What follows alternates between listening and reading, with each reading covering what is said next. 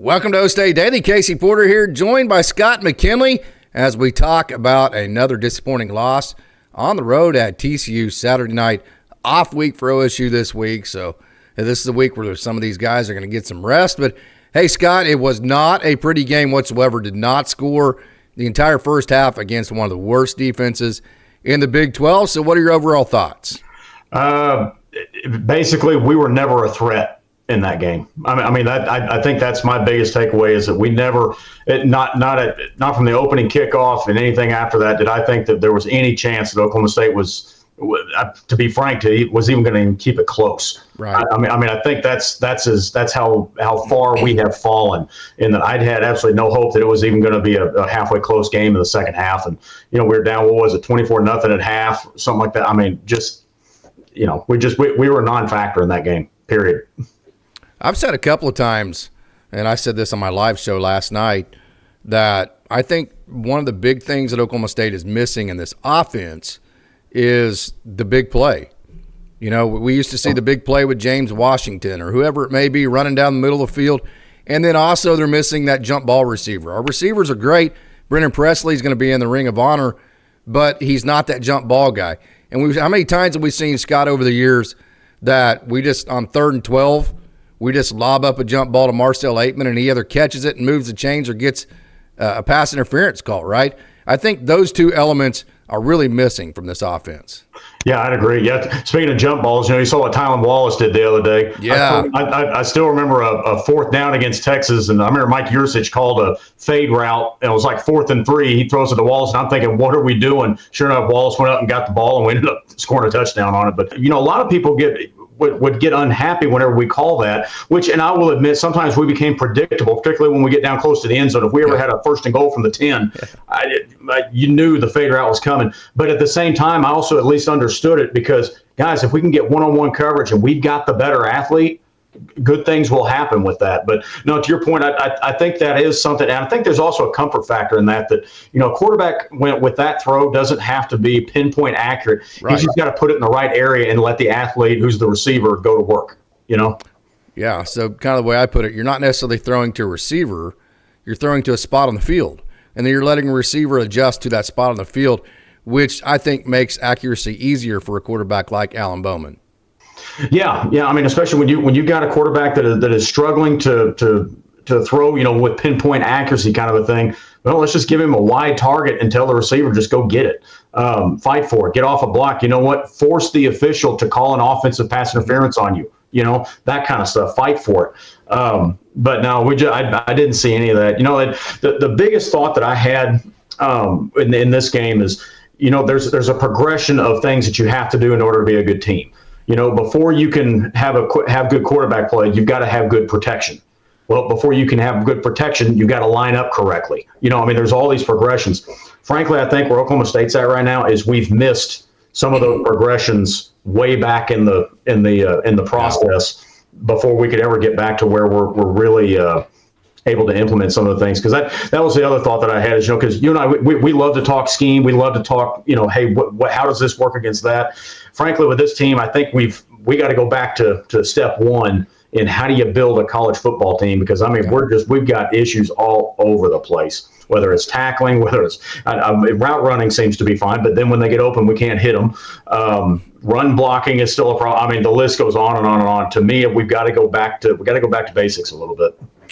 I've been saying it all year. The easy part is to say fire your coordinators.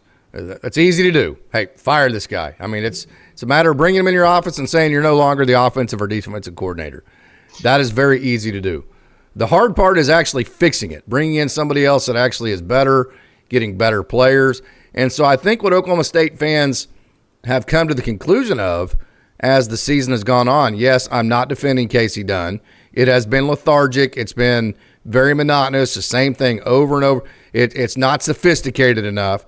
Definitely not defending Brian Nardo. We have maybe the worst defense in college football. Not defending those guys, but I think also people are seeing that the issues are way deeper than just having two good coordinators or maybe even just not a good quarterback.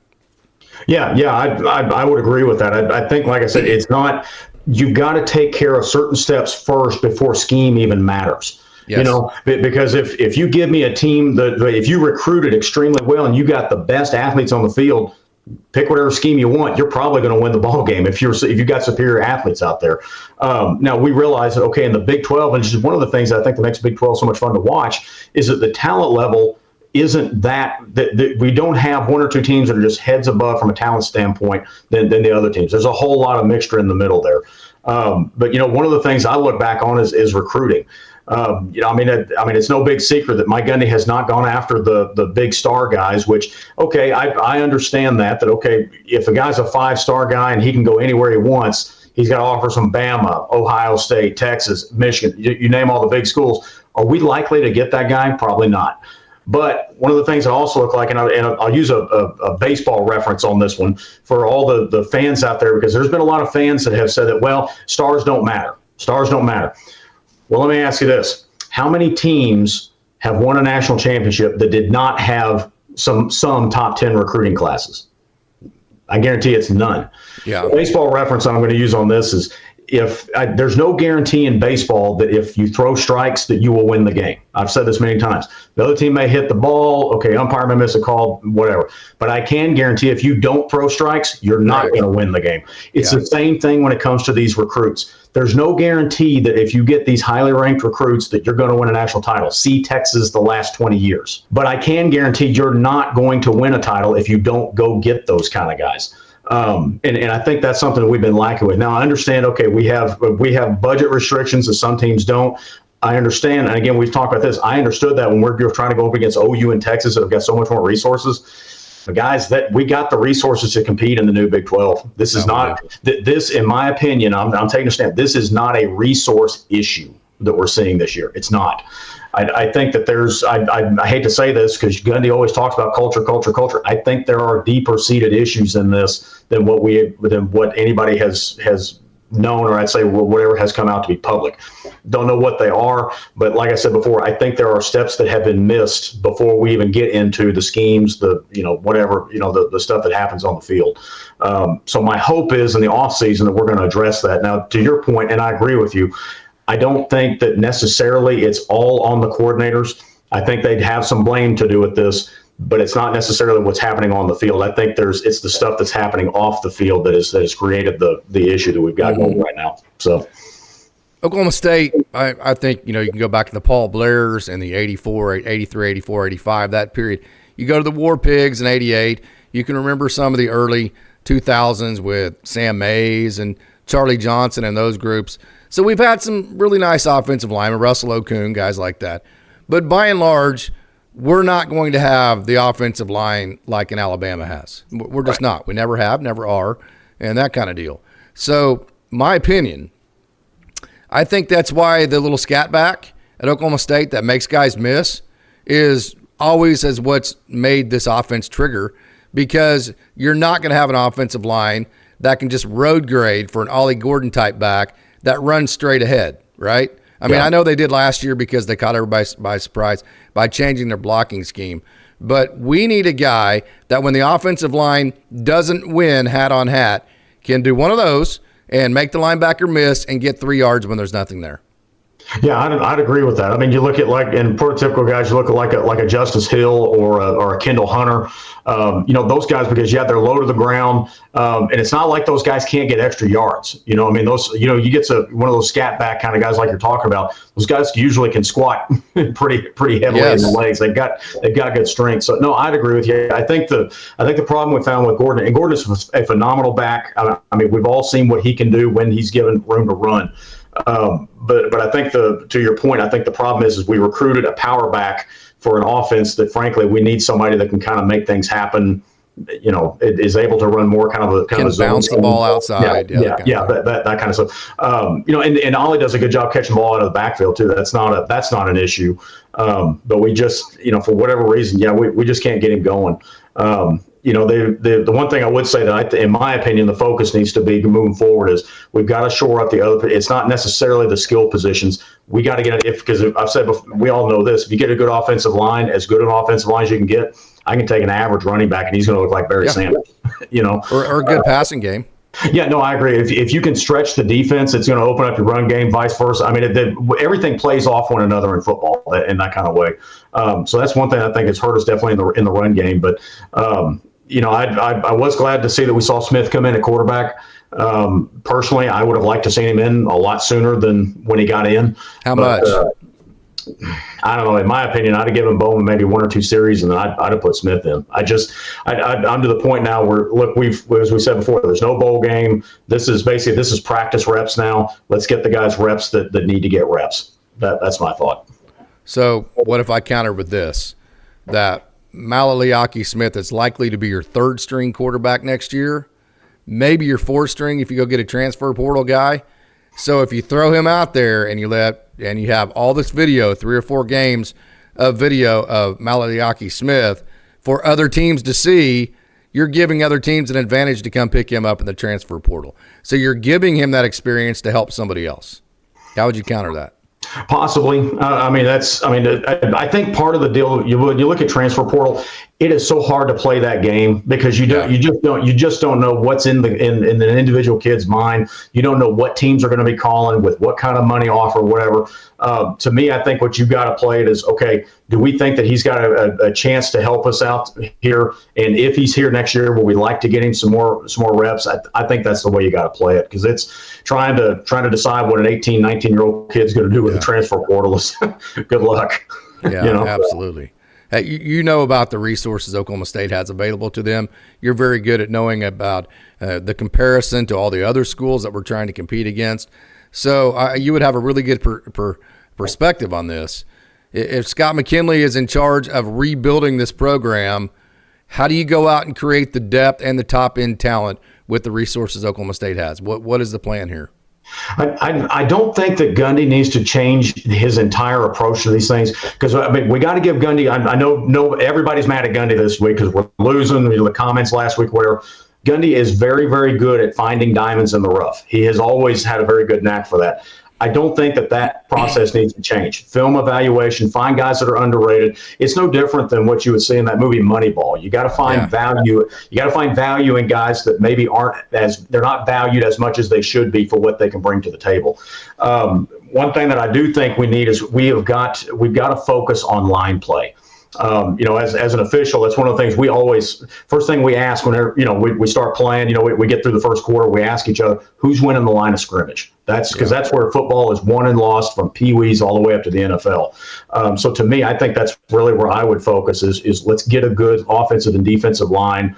And we can work from there, because there's enough guys out there in the skill positions. There's guys that can make plays. Now, there are very few superstars, but there's enough guys out there that when given a little bit of space, they can make something happen on the offensive side. I think it begins and ends with the line. Let's get those issues shored up and move on from there. What would you tell a fan right now that's mad at Mike Gundy? Because we're 0-7 in conference play. We have a losing conference record in the last 3 years. Maybe they've lost complete faith in Coach Gundy. And even if they didn't, after the comments on Monday, that just kind of – I don't think for any Oklahoma State fan, I don't think any Oklahoma State fan went in just I love Coach Gundy. He's my dude, right? And then all of a sudden, oh, well, he made that comment. Well, screw him. There was a certain amount of – they were already kind of wondering whether he's losing an edge to begin with, and then that comment just kind of sealed his fate in their opinion. So I think that's probably most Oklahoma State fans that have turned on him because of that comment. But for people who are saying that I'm not coming to senior day because my coach made the stupid comments that he made on Monday, and I will not support a coach that does that, and or I need to make a statement to Oklahoma State that we're not going to accept this, what would you say to those people? I think the biggest thing I would say for them is obviously we're OSU fans and we're loyal and true no matter what. Now, when I'm saying that is probably differently than what people are going to think I'm saying it. The reason why I'm saying it is, what's the best outcome for Oklahoma State University right now? The best outcome is Mike Gundy. He said he has a plan. Okay, best outcome is he has the resources available. Let's implement that plan, and let's try to get this thing back on track. And we need the resources. We need the support. I don't think anybody within the entire organization, all the way up to the president of the university, isn't aware of the the discontent within the fan base right now. There's been a faction, I'd say a vocal minority in the last few years that has not been fans of Gundy to begin with. But obviously with the record this year, and then obviously the comments that has grown, the minority is starting the numbers are starting to increase on that. Excuse me. So I don't think anybody's not aware of the discontent right now within the fan base. I just think that for the best thing for Oklahoma State University is moving forward is we need the resources. Let's implement a plan. Let's try to get better, because here's the other truth. When you look at Gundy's contract, I believe the buyout's somewhere near $25 million. I mean, do we really want to spend $25 million to make Mike Gundy go away? That's not. I mean, I'm not saying it can't be done or won't be done. I mean, you never know. But at the same time, what's the best thing? What's the best outcome for Oklahoma State right now is Mike Gundy turns this thing around and we get back to our winning ways. That's the best outcome. Now, will that happen? Remains to be seen. We'll have to see what happens. But if you want to know what the best outcome is, that would be it. You've been around the highest level of competition at the level that you officiate. You see all these coaches that are at their peak competitive edge, right? Okay. So you would have a really good perspective on this as well. Does Gundy have that same competitive edge still? I think he does, but I also think that Gundy I think he still is competitive, but he doesn't. He is very. Gundy is tries to be very controlled with everything that he does. I think he's a person that doesn't see a whole lot of value in getting emotional about things. Which, I mean, again, who's the best defensive coordinator you can think of? It's a guy with his hat turned around backwards out at the numbers yelling at the defense, right? That's not Gundy's style, right? But I know internally Mike is still a competitor. I think what has happened, though, is that his strategies in the past, and we talked about this before, in the NIL transfer portal world, there needs to be adjustments made. Do I think he may have been a little bit late to the game on that? Yes. I do think so, but that doesn't necessarily, just because he was late doesn't necessarily mean that he's not going to be able to change. Now, again, we've got ourselves a pretty good hole. This is not going to be easy. And I don't know, he may end up throw his hands up and say, you know what, I'm done here. I've done all I can do. Somebody else needs to take over. I don't know what's inside his mind, but Mike has always been a competitor. And for those of us who've been around athletics, once a competitor, always a competitor. You never, you and I are the same way. I know if you're a coach, you want to win just as bad as you did on your first game. That's the way the mind works, if you will.